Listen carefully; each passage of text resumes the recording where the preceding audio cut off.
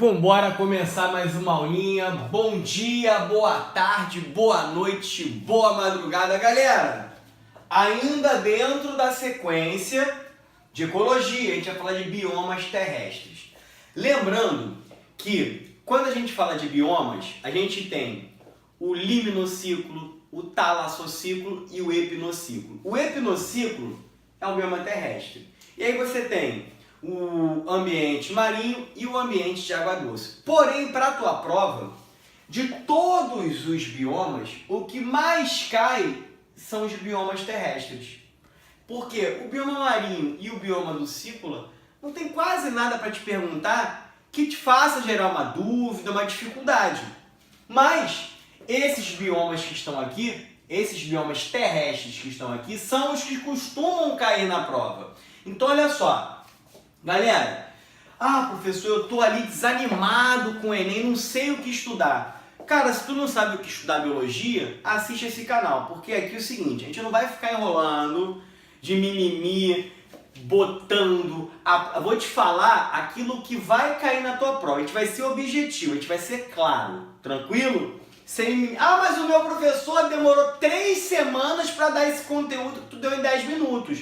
Sim, ali ele está ampliando o teu conhecimento, mas de tudo aquilo que ele falou, o que é interessante para a tua prova? Isso aqui, tá? Então vamos lá. Floresta Amazônica e Mata Atlântica. Por que eu coloquei elas juntas? Porque são florestas que têm características bem parecidas. Por exemplo, são florestas quentes e úmidas, certo? E aí é o seguinte, são florestas quentes e úmidas, com árvores que vão atingir de 30, 40 a 50 metros. Por que eu estou falando isso? O fato de você saber que é uma floresta quente e úmida e que as árvores atingem grande porte, eu já posso fazer algumas pegadinhas para você. Tu quer ver uma coisa? Se a floresta é quente e úmida, significa que quando tu tá ali dentro, tu sente um pouco, aquele calor, aquele abafado, e aí você tá suando, mas o suor continua na tua pele. Ele não evapora. Então, se o suor não evapora, ele não leva o calor embora. Mas por que o suor não evapora? Porque tem uma alta umidade. Então, se você tem problema de expulsar água do seu corpo, depois que ela está deixando livre para evaporar, agora para e pensa. Como é que o vegetal faz para liberar a água que está no seu interior para que ele possa sugar mais água nova do solo? Porque é o seguinte, eu preciso pegar a água do solo, a planta, porque junto vem água e sais minerais, correto? Só que eu preciso antes deixar um pouco de água sair por transpiração. Só que essas duas florestas, as plantas têm muita dificuldade de liberar a água na forma de vapor devido à alta umidade. Então esses vegetais costumam realizar um processo chamado de gutação. Gutação é quando a folha libera a água no estado líquido e ela fica gotejando. E essas folhas não são folhas planas, são folhas que são voltadas para baixo, com a ponta para baixo. Por quê? Porque se a folha fosse plana e a água ficasse aqui em cima, fungo adora água, adora ambiente úmido. Daria fungo, mataria a folha. Então ela é para baixo para que ela escorra, beleza? Esse é o primeiro ponto. Professor, você falou que as árvores atingem 30, 40, 50 metros. Correto. Qual é a pegadinha que pode cair sobre isso? Vamos lá. Se as árvores são muito altas e formam um dossel fechado, a luz, o sol, não toca no solo. E aí, supondo que caia um fruto, essa semente comece a germinar. Essa semente que está germinando, ela tem uma prioridade, que é alcançar o seu lugar ao sol. Então ela tem uma opção, ou ela desenvolve a raiz primeiro e pouco o caule, ou ela desenvolve o caule primeiro, com ênfase, e depois desenvolve a raiz bem. No caso da floresta amazônica e Mata Atlântica, para que adianta a planta desenvolver bastante raiz para pegar água e não conseguir desenvolver o caule? Significa que ela não vai chegar lá em cima para disputar o seu lugar ao sol e vai morrer. Então essas plantas são plantas que crescem muito rápido verticalmente. Então é fácil você reconhecer uma árvore jovem. Árvores jovens, elas são muito compridas com caule mais fino. Por quê? Ela gasta energia para alongar. Alongou, buscou lugar ao sol. Agora eu vou, com a minha fotossíntese, crescer o caule secundariamente em espessura e desenvolver bem a minha raiz. Beleza? A floresta amazônica tem o solo pobre em nutrientes. Mas, professor, se a floresta amazônica... Olha a cara de pensador. Se a floresta amazônica tem o solo pobre em nutrientes, como é que pode ser uma floresta daquele porte? Uma floresta tão biodiversa? Pelo simples motivo, pequeno gafanhoto. Existe uma coisa chamada serrapilheira. Você tem o solo do vegetal e as árvores aqui. O que é a serrapilheira? São galhos, são folhas, matéria orgânica. Então você tem uma camada de matéria aqui, ó, morta. Isso aqui vai sofrer decomposição. Vai sofrer um processo de decomposição e vai liberar nutrientes e sais minerais para o solo. Então, esse pedaço, essa camada de alguns centímetros de matéria orgânica morta é que vai sofrer uma intensa decomposição, e é legal porque como tem muita umidade, isso acelera o processo de decomposição, e é justamente a serrapilheira que mantém toda a quantidade de nutrientes e sais que essas árvores precisam, uma vez que o solo é um solo pobre em nutrientes. E aí a UERJ explorou muito bem isso, galera, numa questão discursiva. Quer ver? Olha para cá. Fala o seguinte, ó. Aqui você tem um processo de decomposição. Só que essa decomposição acontece na presença do oxigênio. Então é uma decomposição aeróbia.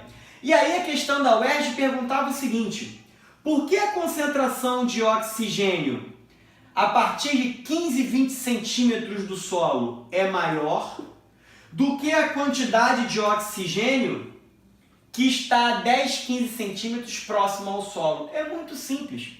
Como é que você vai justificar isso? Como é que você vai responder isso, pequeno gafanhoto? Olha para cá, larga o celular. Aqui você vai responder da seguinte forma: como há um intenso processo de decomposição aeróbia, as bactérias e fungos que estão aqui estão consumindo muito oxigênio nesses centímetros. Então a taxa de oxigênio perto do solo ela é menor do que aqui, devido à alta taxa de decomposição aeróbia. Matou a questão. É isso que vai cair na tua prova. Cerrado. Galera, cerrado, seco, quente, não chove com frequência. Então olha só, seco, quente, não chove com frequência. Qual é o problema do cerrado e da caatinga? O problema desses dois é arrumar água e reter aquilo que ele conseguiu. Então olha só, no cerrado você vai ter folhas reduzidas, bem pequenas, para diminuir a superfície de contato e a transpiração foliar, evitar a perda de água. Segundo ponto, em locais que são muito quentes, o estômago fica abaixo da folha. Estômago é uma estrutura onde a folha abre para pegar o gás carbônico e por onde sai a água. Aqui, nessas duas florestas, o estômago fica por cima. Não tem problema o sol bater porque tem água em abundância.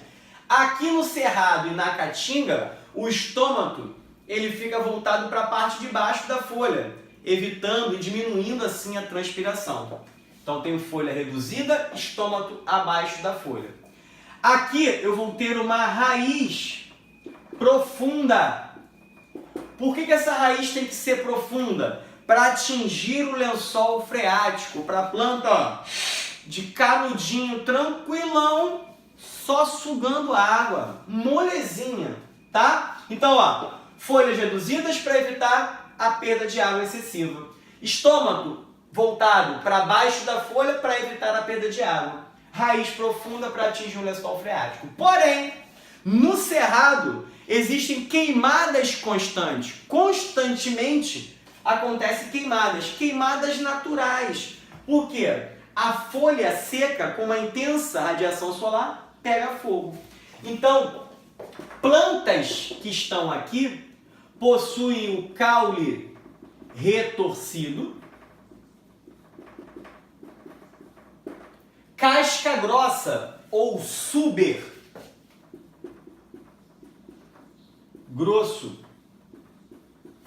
Tudo isso aqui é para resistir ao fogo. O caule retorcido para diminuir a superfície de contato e o suber ou casca grossa para tornar ela resistente ao fogo. Mas tudo isso daqui, como ela tem uma casca grossa pegando fogo, o vegetal poderia superaquecer e morrer. Para isso, existe uma coisa chamada de lenticelas. O que são lenticelas? São aberturas na casca do caule, aberturas no caule. São uma rede de túbulos dentro do vegetal, por onde o ar entra, refrigera o vegetal e sai. Isso evita que o vegetal superaqueça. Beleza? Então tu agora já sabe as características do cerrado. Na caatinga eu tenho folhas que são transformadas em espinhos. Folhas modificadas em espinhos, ou seja, eu transformei uma grande superfície de contato em espinho. Com isso, eu evito a perda de água toda vez que a planta abre o estômago para pegar gás carbônico, tá? E o estômago fica onde? Abaixo da folha, não em cima. Tranquilo? Só que é o seguinte, se eu estou transformando as minhas folhas em espinho, claro, nem todo vegetal transforma a folha em espinho. Alguns vegetais vão só reduzir o tamanho. Mas para aqueles vegetais como o cacto, que transformou a folha em espinho, como é que ele faz fotossíntese? Pequeno gafanhoto é molinho. Olha para cá. Qual é a cor do cacto? Verde. Então, os vegetais que têm as suas folhas todas transformadas em espinhos, a estrutura responsável por fazer a fotossíntese é o caule. Por isso que o caule é verde, porque ele tem ali pigmentos fotossintetizantes, que é o caso da clorofila. Outro ponto, esse vegetal ele vai armazenar água nos parênquimas, tá? Ele vai armazenar água nos parênquimas para que, quando ele necessite, ele utilize essa água. E como é a raiz? Você tem uma raiz superficial, não é profunda para atingir o lençol freático. É uma raiz que tem uma certa profundidade, mas quando eu digo que é superficial, porque é o seguinte, ó, o solo está aqui, aí você tem um cacto aqui bonitinho, né? Esse meu cacto bonitinho aqui. Aí a raiz faz isso, ó. É uma raiz que possui pelos absorventes. Então, ó, raízes superficiais que cobrem grandes extensões e que possuem pelos absorventes. Ela fica assim, abertona. Caiu uma gota de água, o pelo absorvente pega e joga para a planta. Por que eu preciso ter essa raiz bem ampla com pelos absorventes? Para aumentar a minha capacidade de absorção de água. Próximo, o mangue. Galera, o mangue, ele é o encontro da água doce mais a água salgada. Portanto, é um ambiente salobro, certo? E esse ambiente aqui, como você tem o encontro da água do mar, vem muitos nutrientes para lá. Então, o mangue ele pode ser um berçário, uma área de procriação, onde os filhotes vão atingir o tamanho e eles voltam. Tranquilo? Outro ponto, solo lodoso e pobre em oxigênio. Então vamos lá. Vamos raciocinar, não vamos decorar, vamos tentar entender. Eu sou uma árvore num solo lodoso.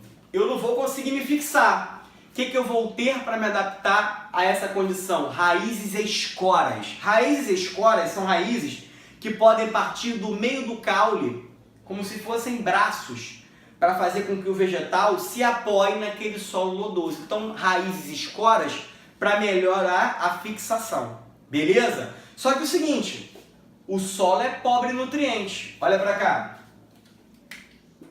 Teu mangue está aqui. A raiz está aqui. Aqui no solo tem pouco oxigênio. Significa que se a planta depender só disso, ela morre. E lembra que no mangue, alaga. Então, além de ter raízes escoras, que são as raízes que partem do tronco para melhorar a fixação, esse vegetal tem raízes que parecem os dedinhos que saem assim, ó. Já viram que no solo do mangue parece que tem um monte de dedinho para cima? Sabe o que são aqueles dedinhos? São raízes respiratórias.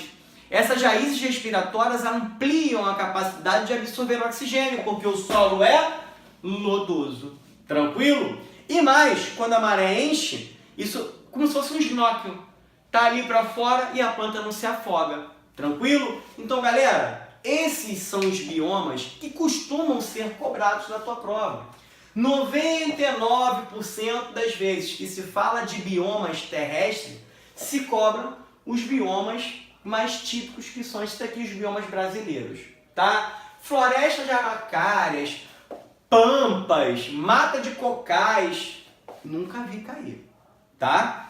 Agora, isso aqui cai, e já caiu tanto na UERJ quanto no Enem. Queridos, espero que vocês tenham gostado da aula.